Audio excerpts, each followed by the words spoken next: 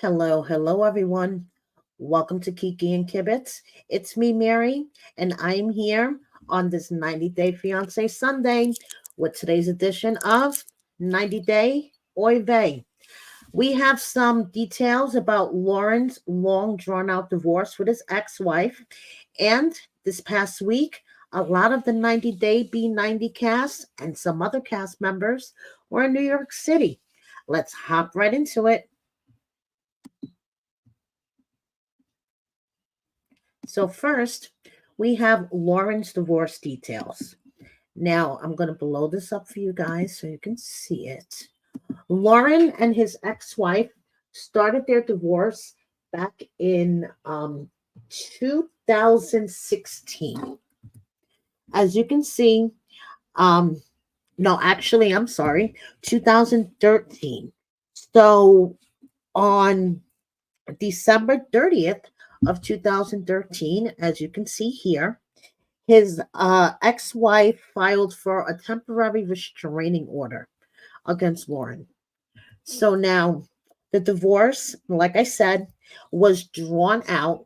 Okay, it started in 2013, um, went through 2015, and then finally in 2019, we started to get some motion in regards to child support.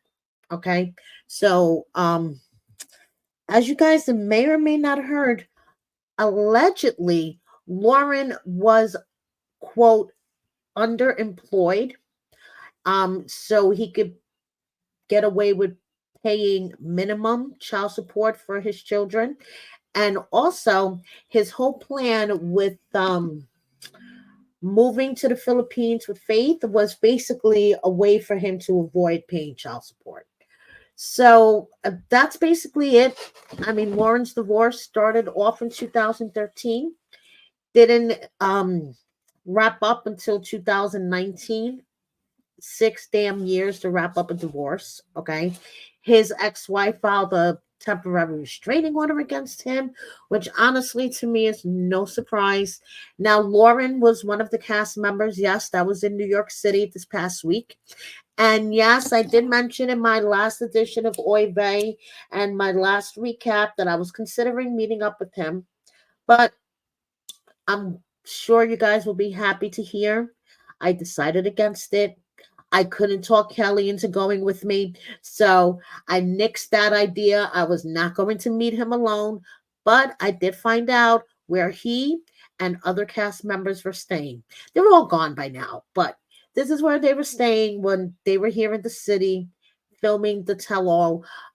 It was Tuesday through Friday, I believe it was. So, yes, so Loren was spotted in the wild working at TJ Maxx by somebody on TikTok. I found that highly amusing. So Faith, on the other hand, is just posting positive stuff. She is just moving on, keeping it positive, and you go, girl. That's all I have to say. Now, as for Chidi and Renee, there's, this Renee says that she was disinvited from the tell-all, which, considering what Chidi posted, honestly is no surprise to me, because if she was that mentally unstable while filming, I could imagine that Sharp Entertainment and TLC wouldn't want to take any chances with her, during a tell-all situation. If you have no idea what I'm talking about, please check out my last Oy Vey, Chidi response to Renee. Renee, has been going off on social media, and Chidi finally said, that's enough, and blew her shit out of the water, including the fact that she had a backup blind Nigerian. Yes, you heard me right. Renee had a backup blind Nigerian in her back pocket. Check out this video if you have no clue what I'm babbling about. So, moving on, we have Brian and Ingrid. Okay.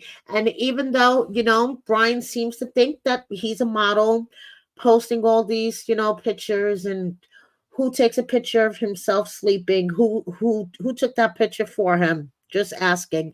But anyway, I'm wondering if Brian traveled with his romantic night checklist. Okay. Lingerie, lotion, Viagra, maybe a package of dental dams. But condoms, we all know that's not on his romantic night checklist. Okay. Just wondering if he traveled to New York with that, asking for a friend. Meanwhile, we have Ingrid, okay, who says, a mother's love is the fuel that empowers a common human being to do the impossible, which I agree because we all know how strong a mother's love is. I would slice a bitch for my son. Just saying. We have Tiger Lily, okay, you know, sigh. That's all I have to say. I mean, I can't even stand these two segments. Okay, I fall asleep or fast forward. So, uh, forever and ever, Adnan says. Okay, let's see how long this lasts. Anyway, we have Bea and Sunny. Now, Bea, tonight is the episode where Sunny finds out about Rory being there. She did a answer and question sesh on the gram. And if you want to know her relationship status, you have to watch to the end to find out. Okay. She can't really cook. She When someone asks, do you regret taking Rory with you? She says, I talk about this in the middle and end of the show, so stay tuned. She's made friends with other people on her season, and she's not going to say anything about their relationships, but she loves Faith, and yes, we all do love Faith. So now Sonny, on the other hand, I think he is so fucking adorable. Let me know what you guys think about Sonny. I feel really bad that he's about to get really pissed off and hurt at the fact that not only did Bea bring her ex to South Africa with her to meet him, but that she was keeping this from him. I mean, they've spent a little time together now in person, and she was just keeping this from him. And yes, so I feel really bad for Sonny, but he's adorable, and I just want to share this video of him that he shared into the gram about being noticed, which I thought was so adorable.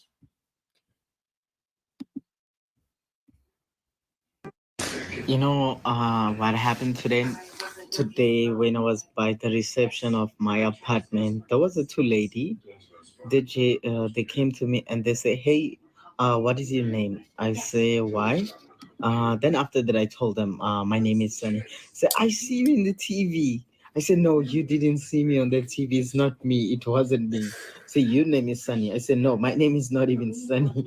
It was funny, when you go outside, randomly people just reach out to you and tell you that, "Hey, I just see you in the TV," and that makes you so nervous, friend of other people, because I don't want to be that guy.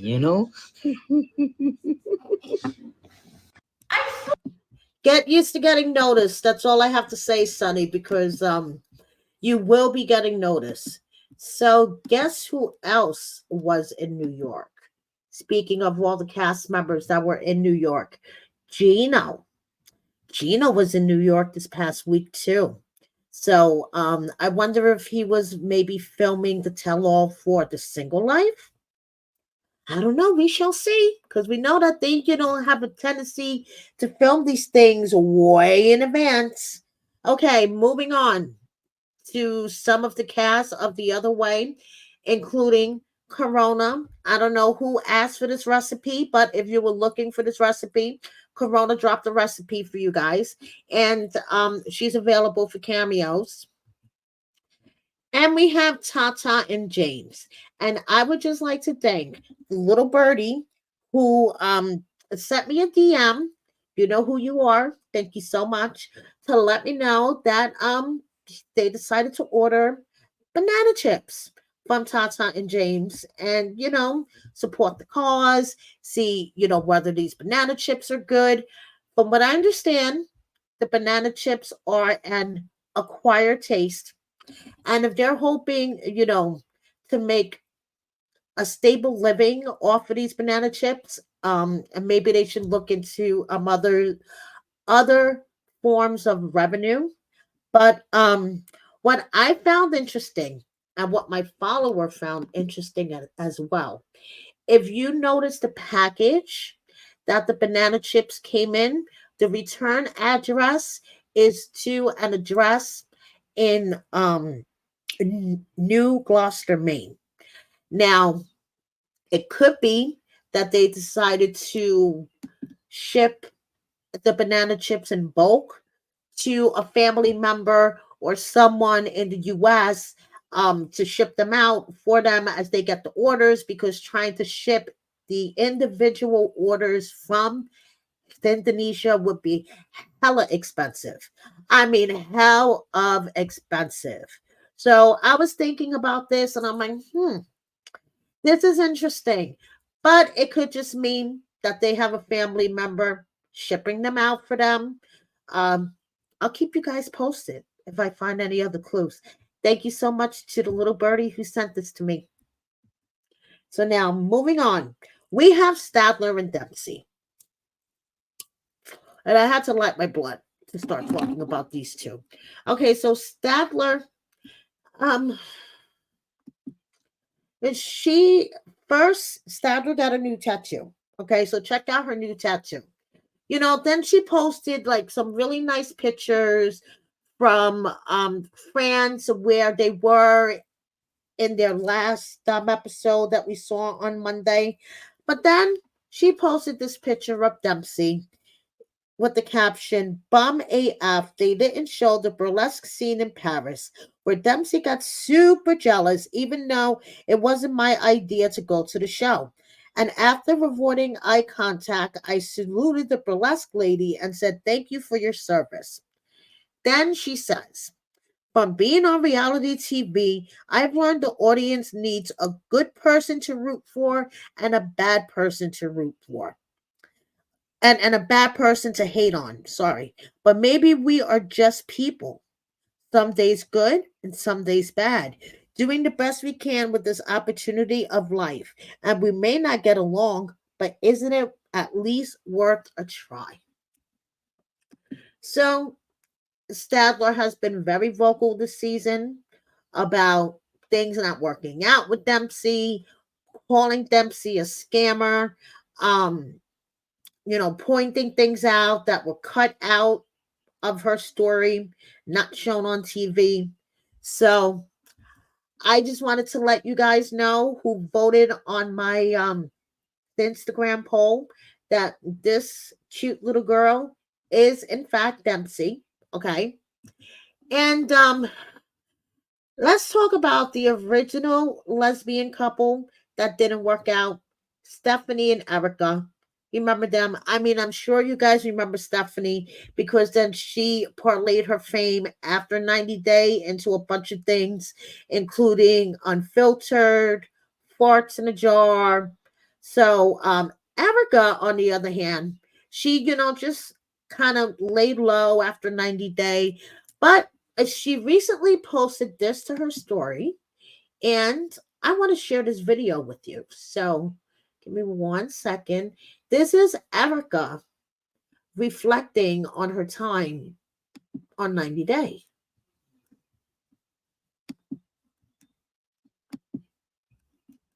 Weird how they chop and change your sentences just to like match what they want the storyline to be like or whatever. Like if you go back into the last slide, the video I just shared, and listen to the audio and the way that I sound when I'm speaking, it's so bizarre. It's so robotic. It's like, yesterday, Steph and I in Adelaide broke up and the relationship is over. Like it's like they down to the word sometimes will literally just like make the sentence work for whatever narrative they're trying to push. And like whilst all of that stuff is true, like I did see Steph, I don't think it was like yesterday. I think at that point it was a few days before or whatever. Whilst Steph and I did break up and the relationship was over, they change the sentences to make it sound more dramatic and like fit the narrative that they want it to fit. I don't know. It's so weird. And also, you guys know that boomerang lessons came from the mind of an American, right? Like, I fully told them that's not a thing. Like, you don't go and do boomerang lessons. But it was really fun. I'll give them that. Much like a couple of the other dates that we did that like were not my idea, but I had to pretend like they were. The boomerang thing, yeah, it was really bizarre when they like suggested it, but it was actually turned out to be really, really fun, and we got to this is like a really cool guy. So that was really cool. But yeah, it's just so funny looking back at that time of my life and like filming and I don't know, getting followers on Instagram and stuff. Like, it's just so weird to think about. So if you're still here and you follow me from that time in my life, thank you for sticking around. I love you. So yeah, that is Erica reflecting on filming, how it all came out, editing. So yeah, there you go. Okay, moving on. We have Danielle and Johan. Now Danielle posted this to the ground. Okay, and it's like, oh, interesting. So she says, what does this story tell you? I am particular about the creatives I work with. It's not easy to live your whole life in front of a camera, especially with your clothes off. Constantly experiencing other people's experience of you to receive both directly and indirectly on their commentary on what they are seeing on camera or on live or on Reddit or in an article or a podcast or a YouTube channel requires a lot of self-work if your goal is not only to survive it but thrive in spite of it.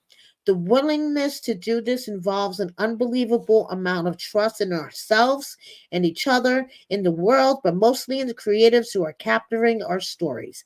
I have yet to see a Reddit thread about an amazing photographer who captures and crafts true stories about their subjects. Someone should get on that. You are all going to have a different story about what you see here. The only person who knows the truth is Julia Rojo, and probably a few others who know the whole truth better than he does. My truth. What does it look like? If you guys haven't checked out my recap with Danielle, we recapped the last episode of The Other Way. You really should. Okay, Danielle and I got into some deep subjects. She shed some tears. It was a really nice conversation. Danielle, if you're listening, thank you again so much. And I will definitely have you back as we get closer to the end of the season. So moving on, we have some Rob and Sophie updates. So Rob, he's living his best life. He spent the past 2-3 weeks in Mexico, allegedly filming a new 90-day dating show. Okay. Now, he was in New York. He was another one that was in New York. And now he's back in Arizona with his boys. Okay. Josh and Jamal. So the 90-day bad boys have been reunited and they're doing their thing. Sophie apparently is still hanging out with Kay. Okay. Kay did a Pilates class with her.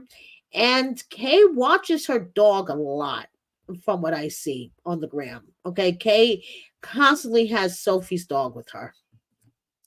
Moving on to David and Annie. Congratulations to them once again. They are having a baby.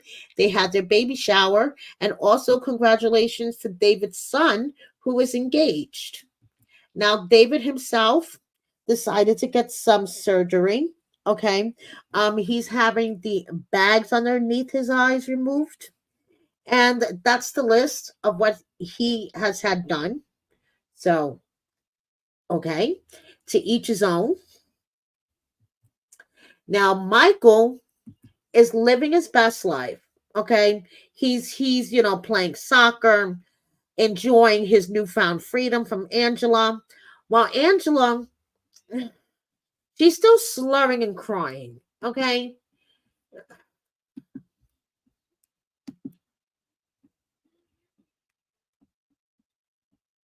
To you. If it took me 8 years to get you here, We're gonna get you. we're gonna take 8 years to send your ass You're home. going back, baby. You're going And back. I mean that from my heart, because not because I didn't love you. I loved you. But you know in your heart, Michael, you're godly. You're not godly. Not If you at are all. godly, you would have checked on these grandkids in 7 days, which Adriana said she can't afford to do what she did. She did it. Mom and Dad talking, Bree, Italian Lisa, people that checked on this family, not me, the kids. But you got 3 interviews out there how you missed the kids, and then Johnny. No, you're Nigerians, and they're Nigerians because they approach people that I go to greet me. Tell your manager. They're going down. Michael. No, I'm not someone They're saying. going down. Michael, I'm so glad you got that manager. I'm so glad you got that lawyer because By the way, before I forget, I just want to shout out Angela's bestie, whatever your name is again, who did the wish list for her. I actually bought myself the cooling blanket from the wish list, and it's one of the best fucking things I've ever bought myself. So, whatever your name again, chick, thanks for that. So, anyway, moving on, Jenny and Smit. Jenny is looking younger, and Smit pretty soon is going to catch up with her age. Okay. I mean, yeah. Anyway, before I wrap up this edition of Oy Vey, just a couple of miscellaneous cast updates. Elizabeth and Andre have been making repairs since their house, their backyard was damaged by Hurricane Milton. So the fence is almost fixed.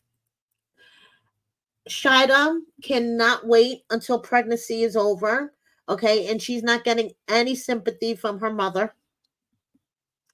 Halloween came early for Shekinah and Chantel. And for you guys who saw the story on my gram, this flashback picture is actually Kenny. Karini and Paul. Okay. Karini wants everyone to check out her OnlyFans, her Unfiltered, and what other paid platform she has out there so she could raise money for a lawyer to get her kids back. Paul, however, who is currently living in Brazil, how funny is that? Karini, who was from Brazil, is now living in the States, and Paul, who was from the States, is now living permanently in Brazil, says that the Brazilian health system is 100 times better than the American health system could ever be. You walk into an emergency room, there's friendly, competent staff to see you and get you in and out, unlike America, where you could be sitting there for 8 hours. And here's some adorable 90-day children. We have ATM, who I could just squeeze his damn cheeks, okay? And we have Sam with his daughter. Now, Kelly and Rachel both have the right idea. Time to break out the hoodies and the sweaters, except for this week because New York weather is so bipolar, okay? It's going to be 80 degrees again. It's like, what the fuck? Happy birthday to Darcy's baby daddy. And Anfisa, girl, you are slaying that dress, and a little bit of Natalie's crazy eyes. So, before I wrap up this edition of Oy Vey, I just want to say, I know I don't have to be sarcastic, but the world, in particular reality TV, has given me so much material to work with. It would be wasteful not to use these skills. Thank you so much for watching me. Please subscribe if you don't already. Hit that like button, share my video with a friend or 10, and please consider joining my membership. Thank you, everyone. Have a good night. Bye.